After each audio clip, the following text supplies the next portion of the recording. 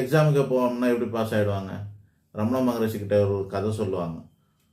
ரமண மகரிஷியை போய் பார்க்குறவங்க கையில் வந்து ஒரு குருவியை பிடிச்சி கையில் வச்சுக்கிட்டு, இது உயிரோடு இருக்கா செத்து போச்சான்னு கேட்பாங்க. இவர் வந்து உயிரோடு இருந்துச்சுன்னு சொன்னாக்கா அதை நான் அந்த நாத்திகன் என்ன பண்ணலான்னு நினச்சானாக்கா, உயிரோடு இருக்குன்னு சொன்னால் நச்சைக்கு கொண்டுடலான்னா, இது இப்படி இப்படி இந்த மாதிரின்னு சொல்லுவாங்க. அப்புறம் இன்னொருத்தர் கூட ஒரு மகான்கிட்ட வந்து ஒரு ஆளை வந்து செத்து போன மாதிரி படிக்க வச்சு எடுத்துன்னு போய் இவர் பிழைக்க வைக்க முடியுமா, உயிரோடு இருக்காது, அது மாதிரிலாம் டெஸ்ட்டெல்லாம் பண்ணியிருக்கிறாங்க. இந்த மகான்கள்லாம் அதை பெரும் சாதுரியமாக அவங்களோட சித்துனால பண்ணியிருக்காங்க. அந்த மாதிரி இப்போ சோதனையில் ஈடுபட்டவங்க பாதிக்கப்பட்டு தான் இருக்கிறாங்க. ஸோ தேவ ரகசியங்களை எல்லாம் அவ்வளோ ஈஸியாக தெரிஞ்சுக்கக்கூடாதுங்க. நமக்கு என்ன வேணும், நடக்குமா நடக்காதா அப்படின்ற ரிசல்ட் இல்லாமல் நடக்கணும் அப்படின்னு சொல்லி கேட்கலாம். இந்த மாதிரி தனிப்பட்ட முறையில் ஜாதகம் கேட்கலாம். இப்போ அரசியலில் இந்த தேர்தல் எப்படி இருக்கும் அப்படிங்கிறதுக்கான பதில் எதை வச்சு அப்படின்னா, வாழ்க்கைங்கிறது வெறும் ஜாதகத்தை வச்சு மட்டும் கிடையாது.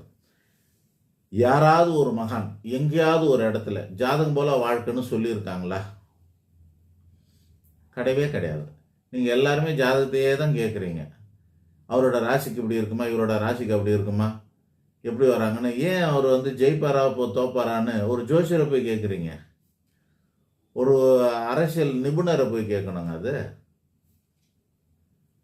அரசியல் ஆய்வாளரை போய் கேட்கணும்.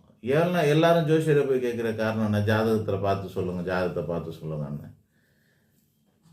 மகான்கள் சொல்றது என்ன அப்படின்னா, எண்ணம் போல வாழ்க்கைன்னு தான் சொல்றாங்க. வெள்ளத்தனையது மலர் நீட்டம் மாந்தர்த்தம் உள்ளத்தனையது உயர்வு.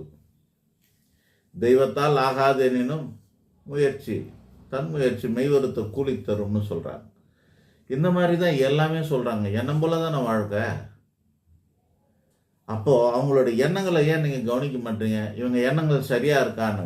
எண்ணம்னா என்ன அப்படின்னா அதில் ஒரு புத்திசாலித்தனம் இருக்குது. எண்ணத்துக்கு ஒரு 10 கோட்பாடு கூட எழுதியிருப்பேன். எண்ணம்னா அறம் இருக்கணும், நேர்மை இருக்கணும், தெளிவு இருக்கணும், ஆக்கப்பூர்வம் இருக்கணும், பலம் இருக்கணும், புத்திசாலித்தனம் இருக்கும், அறிவு இருக்கணும், அப்புறம் வந்து தர்மத்தின் அடிப்படையில் நடக்கணும், அப்புறம் நல்லா நம்பணும், இந்த மாதிரியான ஒரு ஞானத்தோடு இருக்கணும். இப்படி ஒரு 10 கூறுகளெல்லாம் அந்த எண்ணத்துக்குள்ளே இருக்குதுங்க.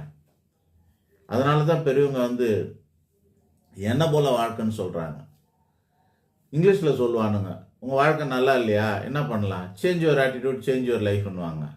அப்போது ஆட்டிடியூட் தானே லைஃபாக இருக்குது. நீங்கள் கார்பரேட்டில் போய் நீங்கள் ஒரு வேலைக்கு ஆள் எடுக்கிறான்னா கூட அவன் வெறும் ஆப்டிடியூடை மட்டும் எடுக்காமல் ஆட்டிடியூடையும் சேர்த்து பார்த்தாங்க எடுக்கிறான் வேலைக்கு.